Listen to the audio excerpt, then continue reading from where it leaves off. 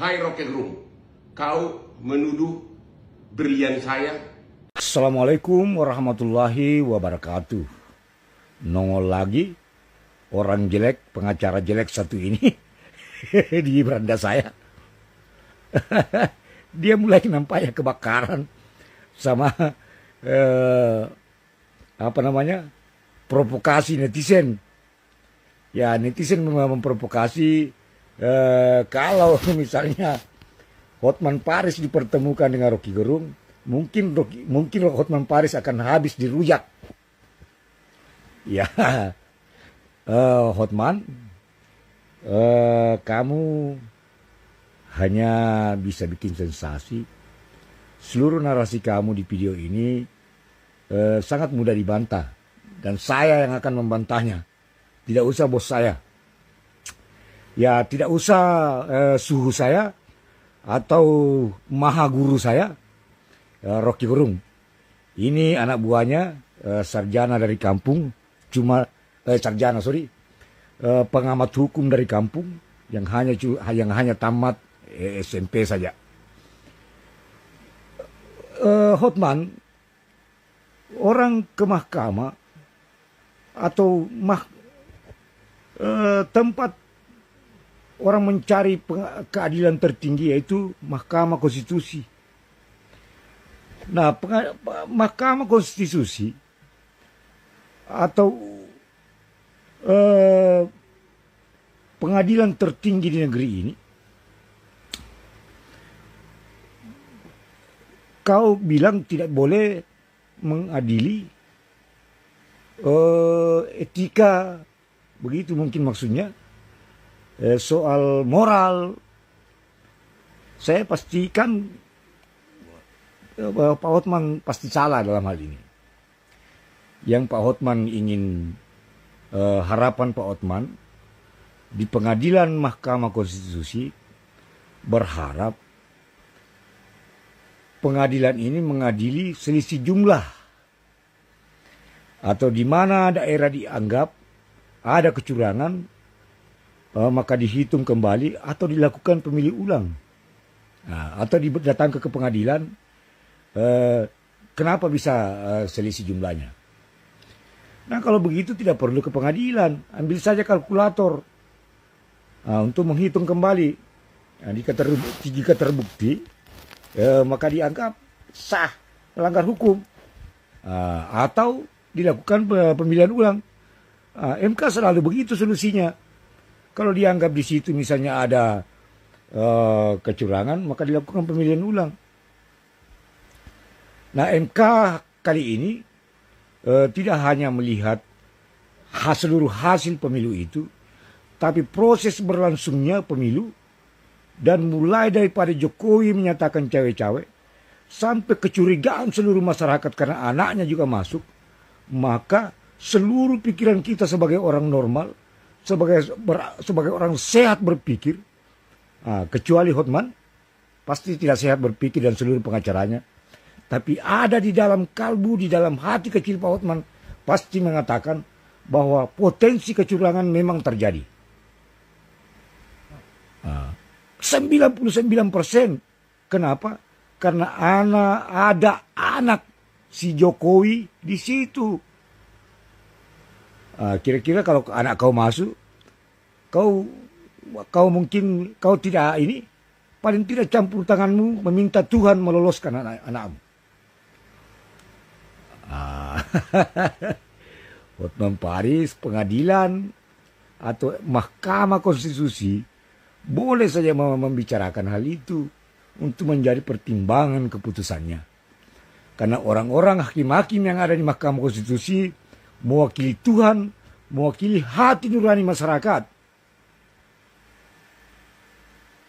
Begitu Pak Hotman. Bukan datang di MK mau menghitung-menghitung. Datangkan saksi, segini jumlahnya. Saksi satu bilang, segini jumlahnya. Itu yang kalian memperdebatkan. Tidaklah. Keburukan pemilu ini nyata dan TSM. Terus ya betul-betul masif. Nah, Pak Hotman, jangan seperti cacing kepanasan.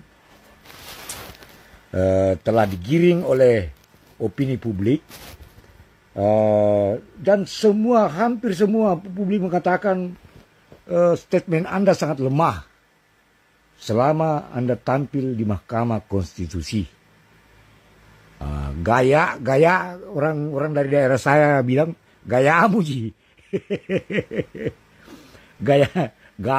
gaya doang yang ini. Ya seluruh ketampilan Anda, ya yang kemewahan Anda yang Anda pandang mewah itu tidak di handphone itu tidak tampak mewah. Yang orang menjadi menawan ketika orang membela kebenaran atau kalimat yang diucapkan itu penuh kesantunan. Nah, seluruh karena narasimu di sosial media, ya narasi entertain, ya entertain itu narasi, ya semacam hiburan, ya bukan menyentuh hal-hal yang menjadi manusiawi dalam diri kita. Ya, saya sulit sama ini karena tingkat pendidikan saya memang tidak memadai, Pak Hotman. Tapi saya kira seluruh masyarakat menilai bahwa Anda tidak layak atau tidak memenuhi syarat jika mau dipertemukan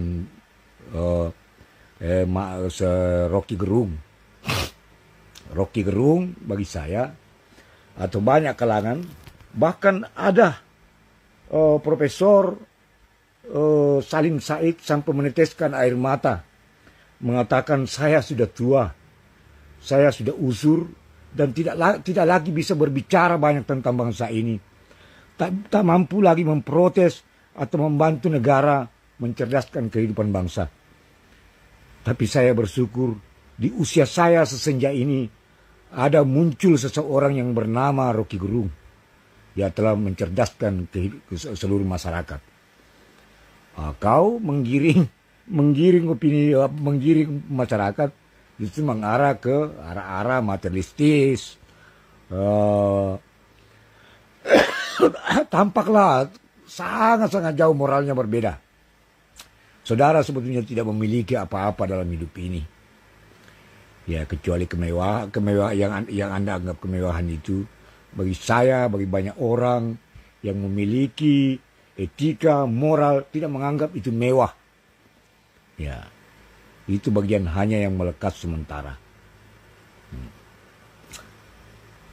Hotman Paris, saya percaya, saya sangat meyakini kalau memang Anda dipertemukan oleh Rocky Gerung, pasti habis kau dirujak.